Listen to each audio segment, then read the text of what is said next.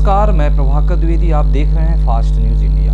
खबर की शुरुआत करते हैं उत्तराखंड के हरिद्वार से, जहां कालाबाजारी को लेकर एएसडीएम ने किया है निरीक्षण। खबर उत्तराखंड हरिद्वार से है, जहां एक ओर कोरोना वायरस को देखते हुए सरकार ने 21 दिन का लॉकडाउन कर दिया है, वहीं दूसरी ओर कालाबाजारी करने वाले लोग बाज नहीं आ रहे हैं। एएसडीएम रुड़की गोपाल सिंह ने मंगलौर बाजार का निरीक्षण किया और सभी व्यापारियों की दुकानों के अंदर जाकर चेक किया।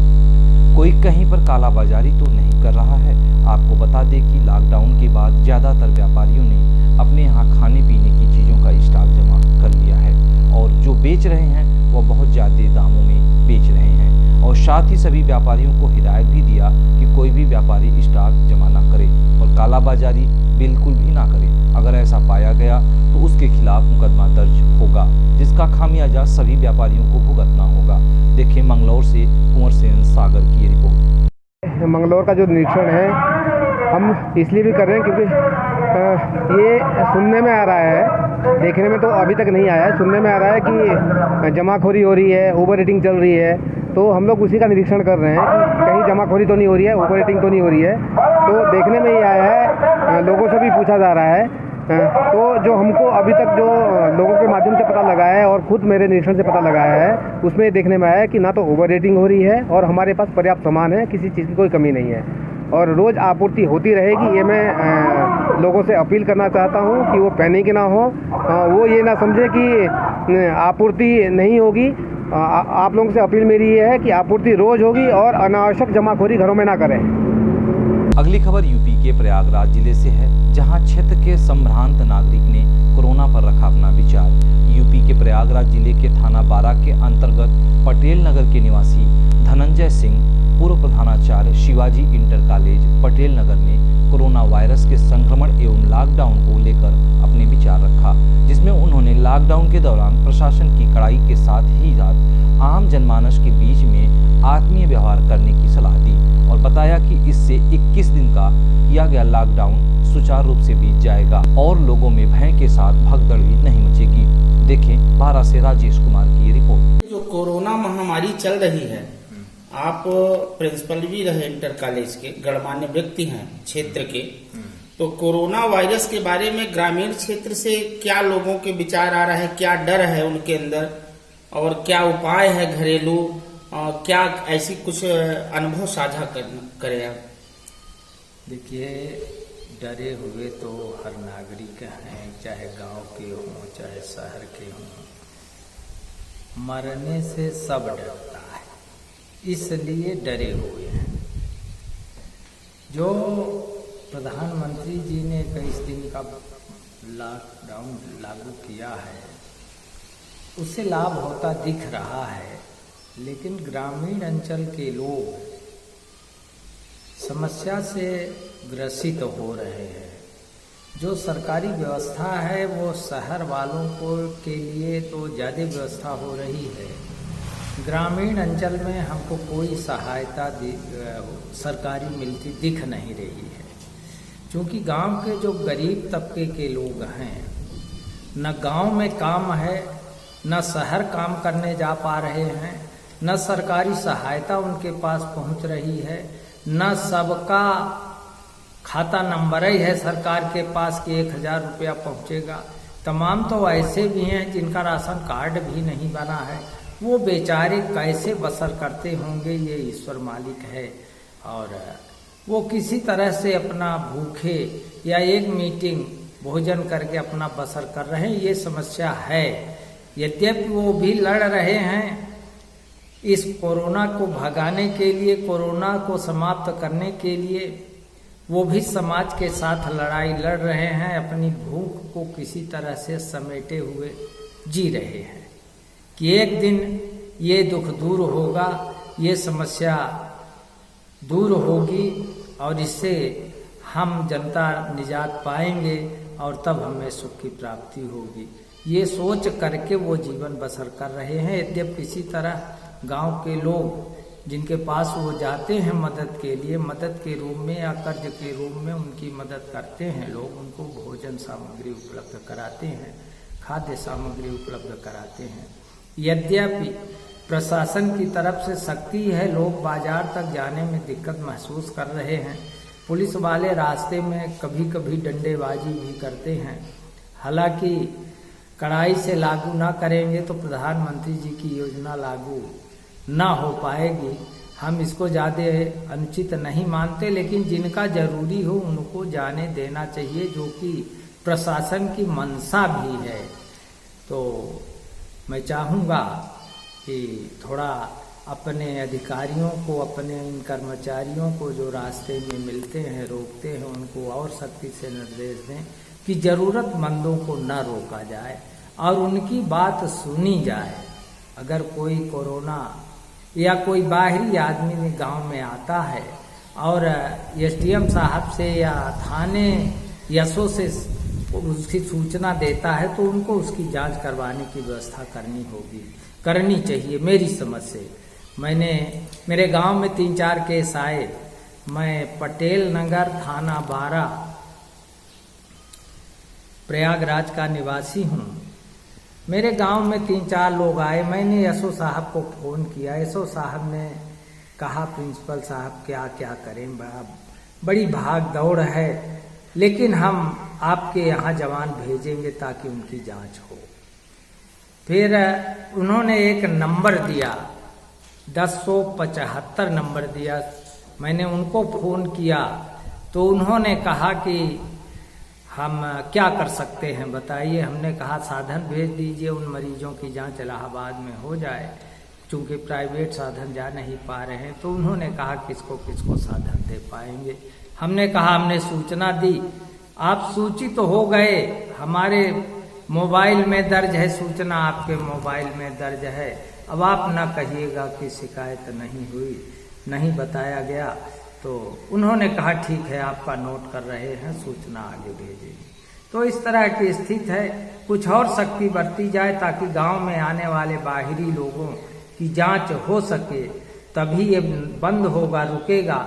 वरना बाहरी आएंगे, गांव में फैलाएंगे तो ये समस्या बनी रहेगी। सर जी, आप क्षेत्र के वरिष्ठ नागरिक हैं। हाँ। वरिष्ठ नागरिक होने के नाते आप शासन प्रशासन से और क्या मांग करेंगे कोरोना वायरस को लेकर, जिससे इस पर रोक लग सके? देखिए, कोरोना के संबंध में एक तो चूक हमारे देश के अग्रणी लोगों से पहले हो गई। एयरपोर्ट पे जितने उतरते सबको एक जगह 18-20 दिन रखते और उनकी बराबर जांच करते रहते, किसी को अंदर ना आने देते, तब तो ये आम नागरिक बच जाता। लेकिन अब फैल चुका, वो चूक तो हो गई, बीत गई आगे। अब इसके लिए जो हमारे प्रधानमंत्री जी ने लागू किया है, हम सोचते हैं कि इसको अगर पालन किया जाए तो शायद इससे निजात मिल जाए। इसके अलावा हो ही क्या सकता है। फास्ट न्यूज 12 से राजेश कुमार की रिपोर्ट। अगली खबर यूपी के आजमगढ़ जिले से आ रही है, जहां बाहर जाने का बहाना दवा है लाना। जी हां, आपने बिल्कुल सही सुना। यदि किसी को बाहर जाना है तो उसका सिर्फ एक ही बहाना है, दवा लाना है। यूपी के आजमगढ़ जिले के देवगांव थाना क्षेत्र के अंतर्गत लालगंज मसीरपुर रोड पर पुलिसकर्मी दिखे जनता को कर्फ्यू का पालन कराते। जब लोगों को रोक कर पूछा तो सिर्फ एक ही बहाना मिला, दवा है लाना। देखिए देवगांव से सादिक उस्मानी की ये रिपोर्ट। नमस्कार, फास्ट न्यूज इंडिया संवाददाता। इस समय पुलिसकर्मी जो है लॉकडाउन में जो है पूरी तरीके से तैनात, और यहाँ आप देख सकते हैं इस समय जो है लालगंज में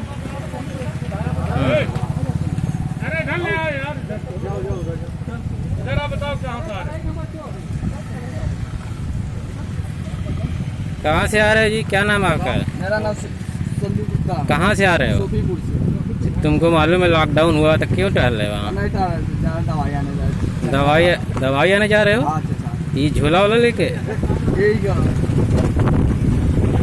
घूमो मत इधर।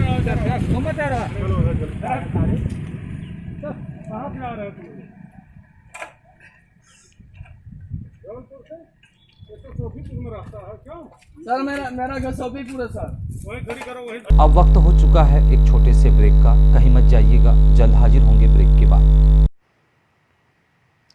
डायमंड इंटरनेशनल पब्लिक स्कूल पट्टा affiliated CBSE board admission open for class LKG to 10th village and post पट्टा तहसील भोरांज डिस्ट्रिक्ट हमीरपुर हिमाचल प्रदेश।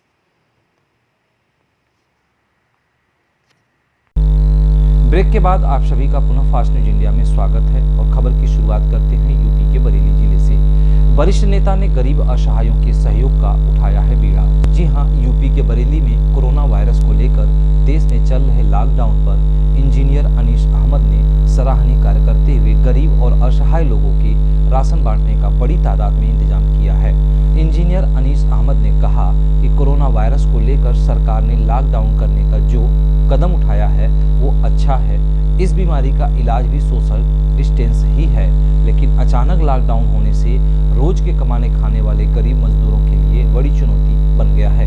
गरीब बस्तियों में लोग भूखे सोने पर मजबूर हैं, जिसके लिए हमने आवामी खिदमत कमेटी की जानिब से लॉकडाउन को देखते हुए जिन मजदूरों के घर खाना नहीं बन रहा था, ऐसे लोगों के लिए आवामी खिदमत कमेटी ने अनाज और राहत सामग्री का बहुत बड़ा इंतजाम किया है। कांग्रेस पार्टी की राष्ट्रीय महासचिव प्रियंका गांधी द्वारा जो निर्देश जारी किए गए हैं कि पूरे देश में कोई भी भूखा न रहे। देखें बरेली से शाहबाज बेग की रिपोर्ट। क्या नाम है सर आपका? मैं इंजीनियर अनीस अहमद खां। मैं देशवासियों को ये बताना चाहता हूँ कि इस वक्त पूरे देश में ही नहीं पूरी दुनिया में एक महामारी फैली हुई है कोरोना वायरस के नाम से। इस टाइम जो लॉकडाउन किया गया है तो एकदम लॉकडाउन करने से ये हो गया है कि पूरे देश में जगह जगह लोग मजदूर करोड़ों की तादाद में फंसे हुए हैं। कदम तो ये बहुत अच्छा है, क्योंकि इसका इलाज ही जो है वो सोशल डिस्टेंसिंग है, लोगों से दूरी बना के रखी जाए, यही इसका इलाज है। लेकिन क्योंकि एकदम किया गया, लोग तैयारी में नहीं थे, तो इससे पूरी भूखमरी भी फैल रही है। लोग पैदल घूम जा रहे हैं अपने अपने गंतव्य तक। तो इसको देखते हुए मैं लोगों से अपील करूंगा कि समाज की भी, सरकार के साथ साथ में समाज के लोगों की भी जिम्मेदारी बनती है कि अपने अड़ोसी पड़ोसी करीब के लोगों की आर्थिक व खाद्य सामग्री से मदद की जाए। इसके तहत हमारी राष्ट्रीय महासचिव प्रियंका गांधी द्वारा एक आह्वान किया गया कि देश में कोई भूखा न मरे, कोई भूखा न सोए, और लोगों से अपील की है कि लोगों की मदद की जाए। तो इसके तहत मैंने आज कुछ खाद्य सामग्री बांटने का इंतज़ाम किया था। इस काम के लिए मैंने आवामी खिदमत कमेटी, जो इस शहर में ज़िले में काफ़ी अच्छा काम कर रही है, इनके कार्यकर्ता, इनके वॉलंटियर हर मोहल्ले हर गली में लोग रह रहे हैं, जिससे ये कि सही ज़रूरतमंद लोगों तक वो खाद्य सामग्री पहुंच जाए। तो इससे बेहतर हमें कोई और संस्था नहीं लगी। इस संस्था के द्वारा, मेरे द्वारा आज से ये प्रोग्राम शुरू किया गया है। कल सुबह से उनके वॉलंटियर जो हैं जगह जगह जो खाद्य सामग्री बांटेंगे और लोगों तक पहुंचाएंगे। तो मैं अपील करता हूं कि लोग ज़्यादा से ज़्यादा, जो भी हमारे मिलने जुलने वाले लोग सुन रहे हैं हमारी बात को, जो देश के लोग सुन रहे हैं हमारी बात को, जो मदद कर सकते हैं, इस वक्त ज़रूरत है तो लोगों की मदद किया जाए। बहुत बहुत शुक्रिया। किस तरह से सामग्री बांटेंगे? कोई हेल्पलाइन जारी? सामग्री में मैंने ये इंतज़ाम किया है कि आटे का इंतज़ाम किया है, चावल का इंतज़ाम किया है, उसके अंदर दाल का इंतज़ाम किया है, घी का इंतज़ाम किया गया है, शक्कर है, चीनी है, सब्जियां हैं, कुछ बैगन हैं, आलू हैं, प्याज है और चाय की पत्ती है। ये इतना सामान है कि जो 12 से 15 दिन तक एक अच्छी फैमिली के लिए काफ़ी मैसर है ये सामान। तो ये सामान हम लोग बांट रहे हैं और जो आवामी खिदमत कमेटी के वॉलंटियर हैं तो वो अपनी मोटरसाइकिलों से जाकर के जो ज़रूरतमंद लोग हैं उनके घरों तक पहुंचाएंगे, जिससे ये कि वो अगर हम कहीं किसी जगह बांटते इस चीज़ को तो भीड़ जमा होती और इसका लॉकडाउन का उल्लंघन होता, शासन का उल्लंघन होता। तो इसलिए मैंने ये ज़रूरी समझा कि इसके लिए कोई अच्छी सोसाइटी जो शहर में काम कर रही हैं, तो मुझे आवामी खिदमत कमेटी जो वाकई में बहुत अच्छा काम कर रही है, ये लाशें नहाने का काम, कफन दफन का काम करती है, लावारिस लाशों को दफन करने का काम करती है, गरीबों को कपड़ा बांटने का काम करती है। तो इससे बेहतर हमें कोई और वो नहीं लगा। मैं इन्हीं के माध्यम से ये सामान बंटवा रहा हूँ। शुक्रिया बहुत बहुत। अगली खबर बिहार के औरंगाबाद जिले से है, जहां त्रेता युग से चली आ रही छठ पूजा की परंपरा भी टूट गई। बिहार के औरंगाबाद जिले के सूर्य नगरी देव में त्रेता युग से चली आ रही छठ पूजा की परंपरा को कोरोना का ग्रहण लग गया है। त्रेता युग के बाद इस चैती छठ में पहली बार ऐसा हुआ है जब एक भी छठव्रती देवनगरी नहीं पहुंचे। नहाए खाए से सूर्य उपासना का महापर्व शुरू तो हो गया, लेकिन सूर्य नगरी देव में चारों तरफ सन्नाटा ही सन्नाटा पसरा दिखाई दिया। जिस सूर्य मंदिर का सूर्य कुंड तालाब की सभी दरवाजे खोल दिए जाता था, उसमें आज ताला लटका हुआ है। शहर से लेकर गांव गलियों तक सन्नाटा ही सन्नाटा दिख रहा है। जबकि आज खरना के दिन सूर्य नगरी देव में लाखों लाख की संख्या में श्रद्धालु पहुंच जाते थे और छठ गीत से पूरा शहर गुलजार हुआ करता था। लेकिन इस बार कोरोना की महामारी को देखते हुए बिहार सरकार ने सभी मंदिर, मस्जिद, तालाब को बंद कर दिया है और छठ व्रतियों से अपील किया है कि इस बार के छठ अपने घर पर ही मनाएं, घर से बाहर ना निकले, अन्यथा कोरोना पकड़ लेगा। देखिए औरंगाबाद से वीरेंद्र यादव की रिपोर्ट। मैं मिस्टर वीरेंद्र कुमार यादव, आप देख रहे हैं फास्ट न्यूज इंडिया।